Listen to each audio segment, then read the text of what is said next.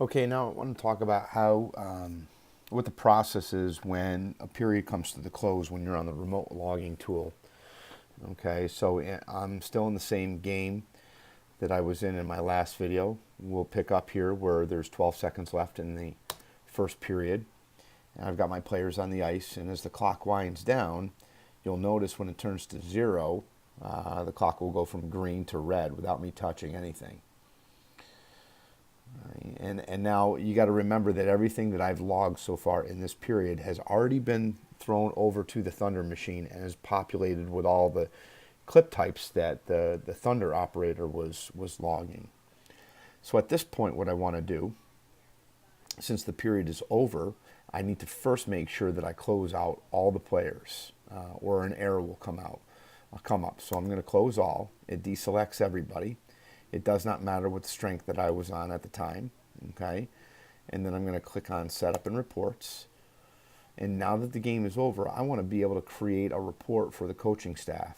So to do that, I'm going to go down here and I'm going to click on Print Scouted TOI. That means I'm going to print a report, a time on ice report. That's what TOI stands for, time on ice, of my scouted team, which we already remember is always going to be our team, Shenendehowa. So when I click that, it's going to generate a report and send it to this address, which is a folder that I have created on the desktop for TOI reports. When I hit print, the information is going to come up from my initial screen when I created the output file. I want to select Game 9 versus Saratoga Period 1. I want to be able to create a PDF report based on the information that I just logged in this file, and then I'll hit open. Wait a second, and a dialog box will pop up saying that the report was created. So when I click OK, I'll just minimize this for a second. You'll notice that this folder icon, which once didn't have a PDF image inside the folder, now does, because there's a document in that folder. Okay, so if I double click on the TOI reports folder, you'll see the document is there. It's titled Shenendehowa Saratoga TOI for time on ice. Double click that, and it gives the coaching staff a breakdown of all the players, how many different shifts they had, their total amount of time on ice, and it even breaks it into, how many minutes they spent on the ice when it was even versus if it was a power play or a penalty kill. Okay.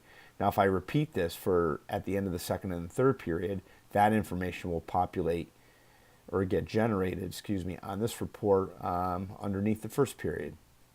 You can see first period, and then this is the game total through first period. Down here would be second period and the game total, and same with down on the bottom for the third period. Okay, that's a very handy tool for the coaching staff to have. And something to keep in mind as you're closing out the period.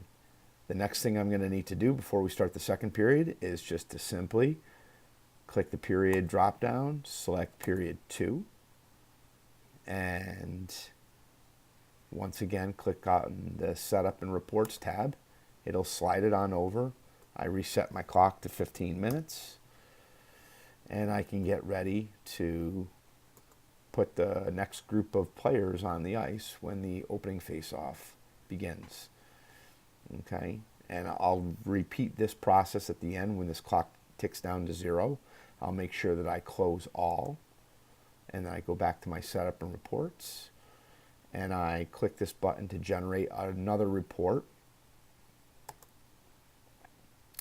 But at this time you would see something for period 2, because before that starts, you're going to change the file up here. One last thing about the remote logger. There's a couple different views you guys can choose from. If you just don't want to, if you like the idea of being able to switch what side our players line up on as they relate to your vantage point from where you're logging from. If all of a sudden our bench is on the right side, you can do this by simply clicking this button where it says switch sides, and it'll put Shen Plainsman on the right and Saratoga on the left. Okay, so typically when we're in a home game, might be the setup that you're going to want if we're in the second period. It's totally up to you. It's not going to affect the way that events are logged. The other option is to show the single view, and that would take Saratoga right off of here, and you would have a view more like this. Okay, you're definitely going to always want to have show TOI logging as listed, and this is something, the show event logging, you're going to want to keep up because we might use this in the future. And that's it.